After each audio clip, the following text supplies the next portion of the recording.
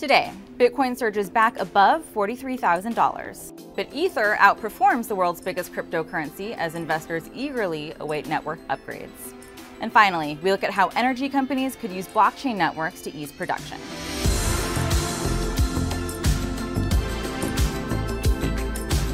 Welcome to CNBC's Crypto World. I'm Tanea McKeel.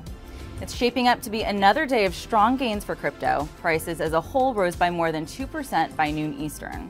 Bitcoin crossed above $44,000 briefly this morning. Prices rose 3.25% since yesterday. Ether gained about 2.5%. XRP didn't perform quite as well, but it's still up 0.7%. Crypto World's Kate Rooney has more on Bitcoin's rally and Ethereum's upgrade potential. Bitcoin is bouncing with the broader markets. It's still really seeing a tight correlation with some of the growthier names in the market, which had been hit by fears of higher interest rates. That seems to be calming down. Markets are really shaking off some of the fears around Russia and Ukraine and the geopolitical tensions, as well as those rate hikes I mentioned by the Fed. Ether, though, got to keep an eye on the second largest cryptocurrency out there. That one's outperforming Bitcoin for the week so far. It comes amid progress on a long-awaited software upgrade. It's sometimes called Ethereum 2.0. It hasn't happened yet, but developers are reporting progress in this years-long transition, and that is sparking a new bullish sentiment around the cryptocurrency Ether. A couple of big shifts are underway here. Ethereum is set to become more efficient, cheaper to create, and it's going to use a lot less energy. The energy part has to do with what they call mining. So creating new crypto really requires a lot of computing power, and its carbon footprint has been one of the main critiques of Bitcoin and the other cryptocurrencies out there. So in order for this software upgrade to happen, Ethereum has to merge onto a test network that's being set up on the side. The most recent test appears to have gone pretty well. It's also the last test before the actual merge is expected later this year. The excitement is happening despite some other potentially bearish news about Ethereum. There's been an overall slowdown in network activity, which really tends to be a leading indicator of prices. Still, though, Fundstrat says, despite what the underlying fundamentals are signaling, this upgrade will be, quote, universally viewed as a price catalyst, and it's possible that Ethereum can perform what they say remarkably well. They call it remarkably well through the rest of this year, irrespective of the rest of the market. Sentiment is important, but Ethereum is really maturing too, so you got to pay attention to some of the other factors out there, including the futures markets. Those tend to really affect prices. And like Bitcoin, Ether is still very rate sensitive, so trading more like a high growth tech stock than any sort of uncorrelated asset at this point. And it could be more of a buy the rumor moment. That Ethereum 2.0 upgrade might not happen until the third or the fourth quarter of this year. All right, now on to some of the biggest stories in crypto today. First, it looks like Russians are hitting the brakes on crypto trading. Chainalysis found that trading volume denoted in rubles fell to $7.4 million as of March 18th. That's way down from the peak of $70 million on March 7th. But the slowdown hasn't eased European leaders' concerns that crypto could be used to avoid sanctions. European Central Bank President Christine Lagarde even went so far as to call crypto a threat. Next up, GameStop's latest push into the world of digital goods includes NFTs. The video game retailer just launched a beta version of its NFT marketplace. It runs on the Ethereum blockchain with the help of Loopring's Layer 2 technology. Right now, the service has very limited functionality. You can set up a wallet, but you can't actually buy NFTs just yet. Still, GameStop is no doubt hoping to continue to capitalize on the meme stock interest that took Wall Street by storm a little more than a year ago. Lastly, BlackRock CEO Larry Fink thinks the era of globalization is coming to an end and that turmoil could boost the need for digital currencies. Fink told investors in a letter that a thoughtfully designed digital payment system could support international transactions while reducing corruption and money laundering. He also said the investment bank was looking into ways to bring digital currencies and digital currency services to its clients. Payment systems weren't the only thing disrupted by the war in Ukraine and sanctions against Russia. We've seen prices at the gas pump rising to record levels and energy companies scrambling to shift production. But could blockchain technology help ease the pain and potentially lower prices? Crypto World's Pippa Stevens spoke to Rebecca Hofmann of Blockchain for Energy to find out. So the energy sector is at a pivotal moment right now. Europe is rethinking its entire energy complex after Russia's invasion of Ukraine. So starting here at a very high level, you help oil and gas companies incorporate blockchain technology Why does this make sense for the industry during this pivotal transitional time? Yeah, it's actually the perfect time. Blockchain technology is allowing to have these multi-parties joining together in a way that we couldn't do before. And so it's allowing for one source of trusted truth. How do we trust the data? How do we trust what people are saying from a reputational standpoint, from an actual business standpoint? And so this technology is now unlocking and allowing us to have these conversations of how do we completely transform the way we work, because the way we've been working is not working. Yeah, absolutely. And you founded the prior to blockchain energy company you founded in 2018. So you've been around in this industry for several years now. And could you talk a little bit about how it's evolved? Are more people interested? Are more players interested?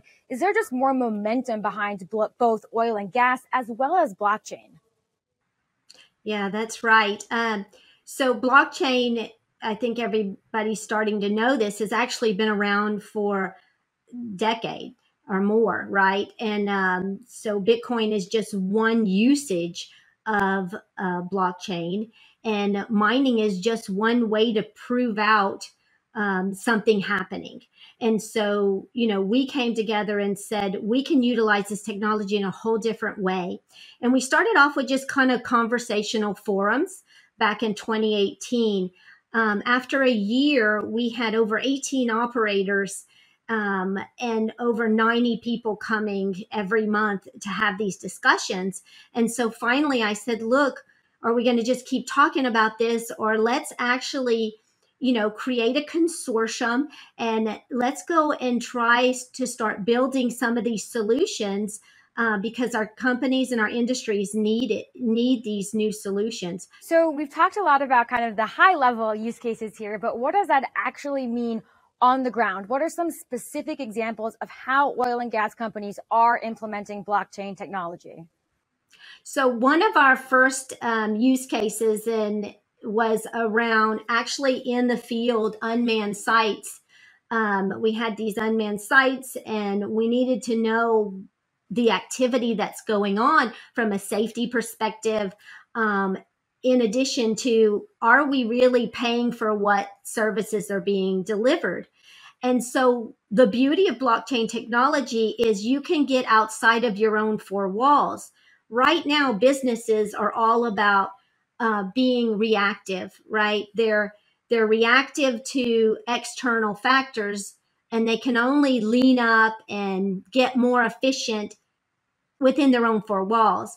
Blockchain technology is now allowing where we're actually taking the process through all the functions of one company, one operator, and then pushing beyond that into, in this example, the trucking company.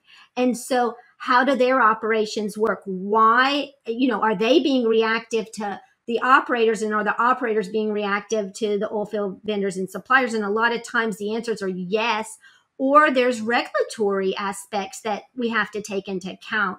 And how is that affecting us? So being able to kind of almost start over and remap the process through all parties involved, and then create a blockchain that literally sits, and that data then is visible in real time. It's trusted because it's cryptographically locked. So when the operator says, this is how many barrels I have, the trucking company says, I picked up this many barrels, you can easily let the computer do the work for you and say, within tolerance that we've agreed up front, does it match? Yes, just pay. And then everyone gets paid faster. The visibility's there. The trust is there because no one owns that database, and everyone's having inputs into it. And those inputs then create and trigger the activity. And I guess with that in mind, what has been the feedback so far? You work with Chevron, Exxon, some of the other biggest companies in the space. What have you heard? Are they happy? Do they like it? So there's a lot of comments, and I think all the companies are kind of in different stages. We have some of the mid-sized companies that are like, I'm ready to use it. let's go get this. I want to get my benefits here. I want to see that transparency. And so there are, I think everyone in this consortium are really the pioneers, and, they're striving forward. But we have just our very first projects are now leading to implementation grade. So we have the 6 projects are all in different phases. And so we're really excited that hopefully by the beginning of next year, you'll be seeing our members starting to use our first developments. And sometimes we're partnering with other blockchain developers to help us create these things. And sometimes, Blockchain for Energy is actually putting up their own networks. And so you'll see, just depending on what we're developing, we have different strategic reasons why we do things. Okay, before we go, here's one last thing. Crypto could face a crackdown in the UK. The country's central bank called on lawmakers to regulate cryptocurrencies and prevent them from destabilizing financial markets. The Bank of England says risks to the UK's financial system are limited for now, but regulations should be implemented before risks emerge. Crypto services are already facing stricter guidelines in the country, including a March 31st deadline to register with the Financial Conduct Authority. You can read more about that at CNBC.com. That's all for Crypto World today, but we'll be back again tomorrow, and we'll see you then.